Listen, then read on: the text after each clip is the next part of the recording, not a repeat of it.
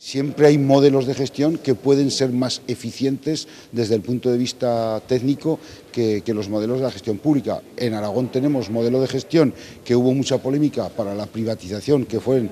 las estaciones de inspección técnica de vehículos, y en aquel momento creo que fue la decisión más inteligente que tomamos. Se gestionan de una manera privada y la administración pues a controlar la gestión. Las empresas no se puede dar sobresaltos y en estos momentos delicados el único motor de creación de empleo va a venir a través de las empresas y de las pequeñas y medianas empresas, y yo creo que hay que darles aire, hay que darles posibilidades, y cualquier cuestión en esa dirección me parece en estos momentos precisamente oportunas de introducir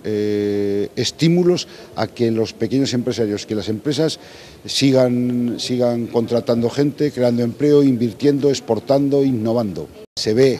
por el análisis que hacemos también del seguimiento de la prensa internacional, de que España tiene que hacer más reformas en general, y yo creo que cuando un presidente de un gobierno toma esa decisión, antes de tomarla la valora, la medita, la calcula y la toma. Es decir, que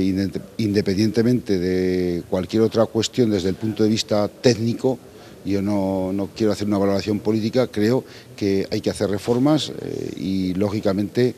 será la decisión que conviene a los intereses generales de España en estos momentos.